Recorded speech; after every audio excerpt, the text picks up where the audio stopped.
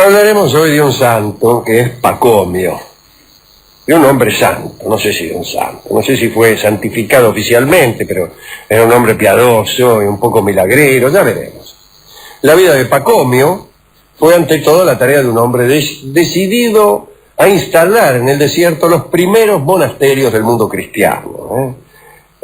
Su historia fue escrita en versiones coptas. La lengua copta, usted sabe, es una lengua que está a mitad de camino entre el griego y el antiguo egipcio. Es una lengua un poco áspera, más concreta que la lengua griega y aún que la lengua latina. Los filólogos del barrio andan diciendo por ahí, por favor, que la lengua copta es más bien descriptiva, una lengua de testimonio, de la casuística, es el caso por caso, ¿no? Se presta menos que la lengua griega a las especulaciones filosóficas e infinitamente menos que la latina a los efectos oratorios. Bueno, Pacomio, qué lindo nombre Pacomio, ¿eh? Pacomio. Pacomio. Mira quién viene ahí. Pacomio. ¡Pacomio! Pacomio, este viejo.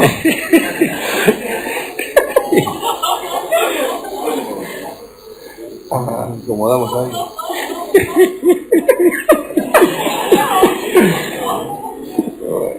Casi lo mato de susto. Casi lo despierta. No dejan dormir tranquilo. Bueno, Pacomio nació en el año 286 en la localidad de Esne, en el Alto Egipto, muy cerca de Tebas.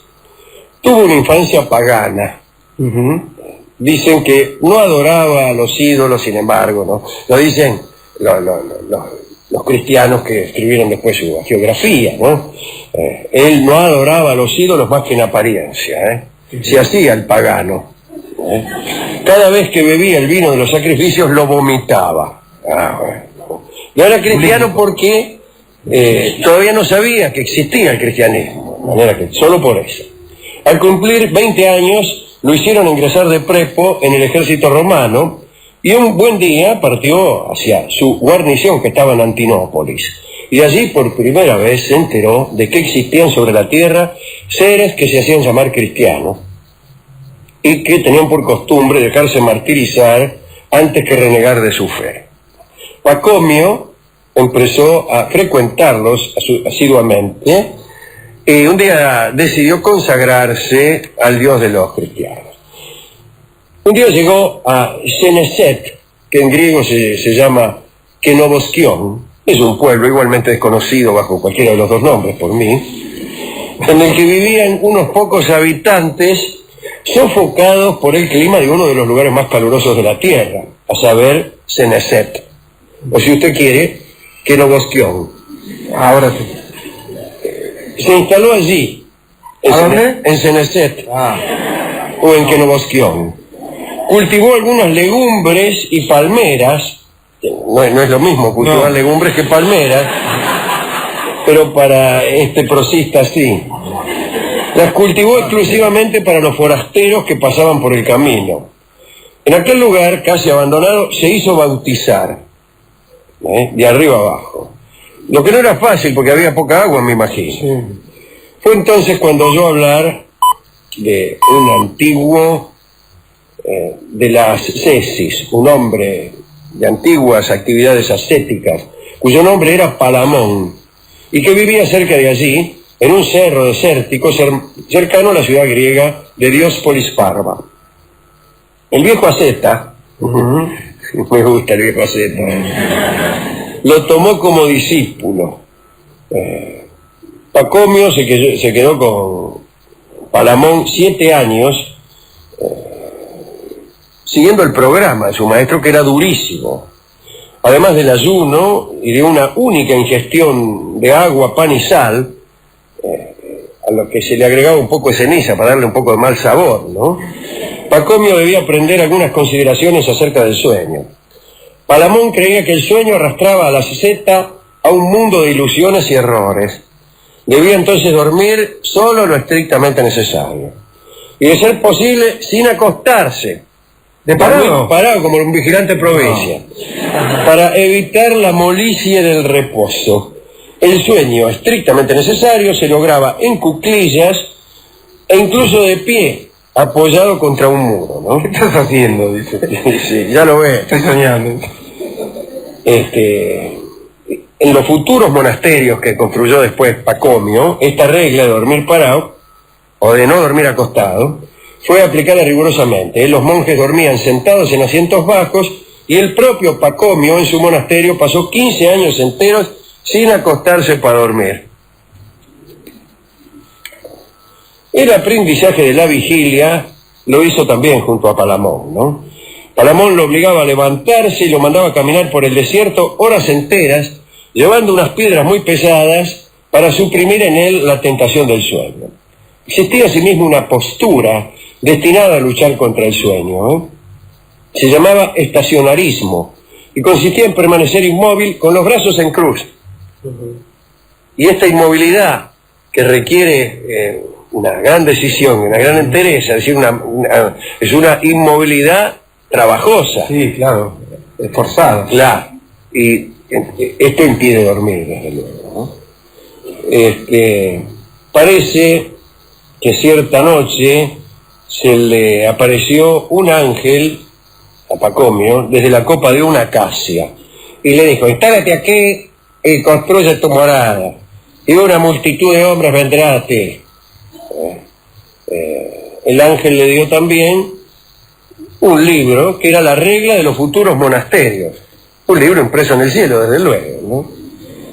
Así Pacomio recibió de manos divinas el destino de los hombres y la ley bajo la cual deberán vivir. Bueno, sea como fuere, Pacomio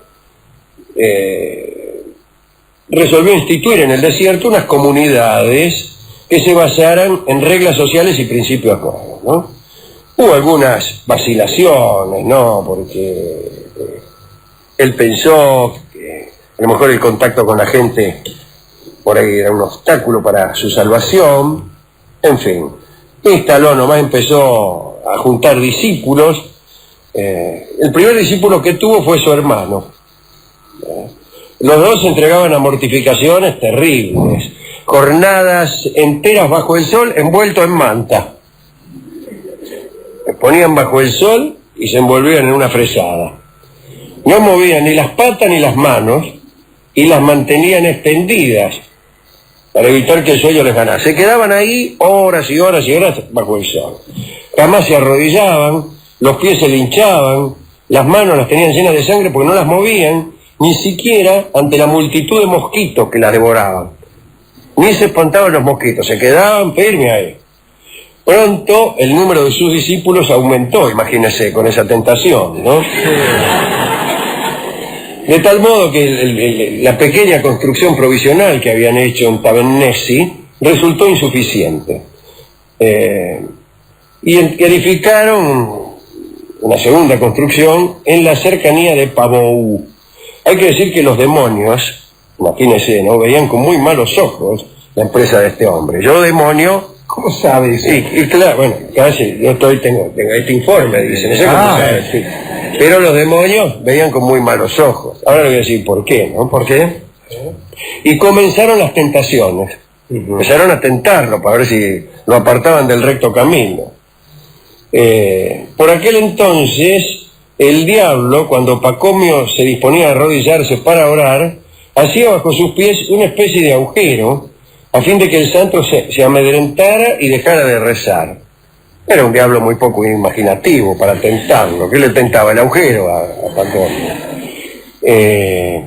Después lo hacían equivocar en los rezos, los demonios. Más tarde empezaron a jugar más fuerte y se presentaron ante la vista de Pacomio bajo el aspecto de mujeres desnudas que se sentaban para comer con él. Dicen que Pacomio cerraba los ojos y el corazón y todo, hasta que ellas se desvanecían. Otro problema que tenía que ver con la regla de la vida monacal era la risa. Reír equivalía a asociarse a los gozos del mundo profano. La risa de la asceta era el signo de que aquel ya no estaba en guardia contra el demonio. Así la risa, Rolón, estaba severamente proscrita en los monasterios y ermitas. La risa podía ser, al igual que otros abandonos, una culpa, un signo de orgullo o la prueba de una excesiva confianza en sí mismo. El asceta no tenía derecho ni siquiera a sentirse orgulloso de su ascesis. Una vez terminada la construcción de un monasterio en Moncose, Pacomio se sintió orgulloso de su obra y la vio bella. Dicen que enseguida temió que aquel sentimiento surgiera de la vanidad y desesperado se apresuró a desplazar algunas columnas para dar al edificio un aspecto desagradable. Se trataba de una ascesis artística que buscaba la fealdad en la asimetría y también el malestar de lo no acabado. Fíjese, un artista que, por pura humildad, tira abajo un par de columnas, escribe algunas palabras con falta de ortografía y eso. Pacomio murió en el año 348 a causa de la peste. Tenía 62 años de edad, fundó 9 monasterios y fue él quien organizó lo que la vez anterior llamamos cenobítica. Hablamos alguna vez de esto, ¿no? La disciplina impuesta por Pacomio era tal que exigía poner a prueba la sinceridad y voluntad del candidato antes de ser aceptado en la comunidad. Obligaban a cada recién llegado a echarse a tierra ante cada monje que entraba o salía, un poco molesto, ¿no? Una vez sufrida esta primera prueba, el candidato era admitido en el interior y confiado por algún tiempo al portero, y le encargaban las comisiones más repugnantes. La ascesis colectiva trajo cientos de problemas, sobre todo con la comida. Las comidas tenían lugar en un refectorio, en un comedor, y si algún monje quería ayunar, solo podía hacerlo allí. Ayunaba en el comedor o morfaba en el comedor. Semejante situación se hizo intolerable, porque bastaba que un monje se abstuviera ostensiblemente de morfar para que los demás se sintieran culpables y se acusaran de ser demasiado tibios en su ascesis. La cosa llegó a tal punto que finalmente nadie comía. Para solucionar este inconveniente, Pacomio creó una vestimenta con enormes capuchas para que uno pudiese, agachando el melón, cubrir el plato propio y comer al abrigo de miradas indiscretas y sin ver lo que hacía el vecino. En el momento de la muerte de Pacomio, los 9 monasterios que había fundado contenían 7.000 monjes. Las soledades del Alto Egipto se poblaron de monjes. Algo había nacido allí, una nueva forma de vivir y de organizarse, que finalmente transformó el desierto de Tabenesi, según se ha dicho, en una pradera de santos. Todos pensaron, es mejor ir a vivir donde no hay nadie. Tantos lo pensaron que se convirtió ya en una kermesse. Como suele ocurrir con algunas playas desiertas de la provincia de Buenos Aires, que se ponen de moda por desiertas. Y como todos los macanudos de la Argentina están enamorados de las playas desiertas, allí vamos todos. 800.000 enamorados de las playas desiertas se apretujan en Mar de las Pampas. Bueno, esto es todo. ¿A quién quiere dedicar esta vida de Pacomio, el constructor de monasterios? Bueno, las personas piadosas, ya que él se lo describió así como, hay que plantar una palmera en medio del desierto nada más que para darle a los caminantes, sí. y una cerveza o esas cosas. Sí. Y después ya que hemos hablado... Y hay que dormir parado también, Sí. Ya que hemos hablado de gente con los pies hinchados, de tentaciones... Como Edipo. Y de Tebas, un amigo Edipo, que era de otra Tebas, ¿no? Claro. De la Tebas de Grecia. Esta es la Tebas de Egipto, que queda ya Nilo arriba, ¿no? Nilo arriba voy llevando mi jangada. Híjole, En el Nilo no hay mucho jangadero. No sé cuál es la razón. ¿Cómo son los jangaderos del Nilo? El Nilo es un río muy largo, el más largo. Y también uno de los muy pocos ríos que corre de sur a norte. Los egipcios viajeros que veían el Éufrates y el Tigris se maravillaban, porque para ellos decir sur era... La dirección sur era en contra de la corriente y la dirección norte quería decir a favor de la corriente, y lo decían del mismo modo. Y cuando encontraron un río que corría para el otro lado, dijeron, ¿qué locura es esto? O sea, nombraban los puntos cardinales basándose en la dirección de las aguas del Nilo. Cuando encontraron un río que iba al revés, se maravillaron muchísimo, pero ya era tarde. ¿Por qué era tarde? No sé, pero se me ocurrió que musicalmente Le daba una cierta profundidad. Sí, a lo pero que ya se era dice. tarde. Nunca es tarde para maravillarse muchísimo, ya que el maravillarse no es cosa que venga a salvar la vida de nadie. Ujú. Nunca es tarde porque el maravillarse es una actividad más bien gratuita, ¿no? Sí. Pero me gustó mucho decir, se maravillaron muchísimo, pero ya era tarde.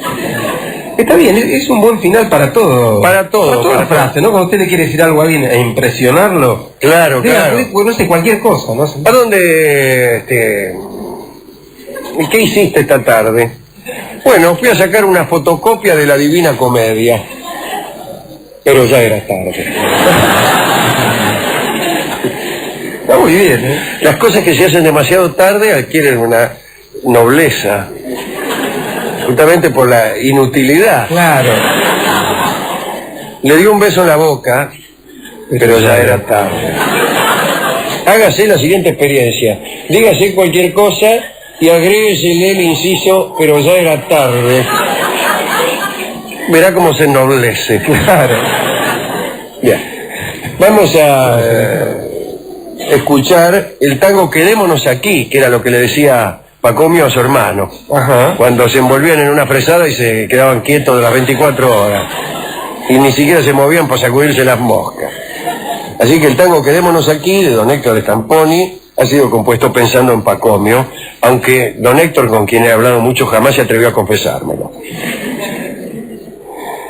Lo escuchamos, creo que en la versión de Carlitos García. Ah, mire. Sí.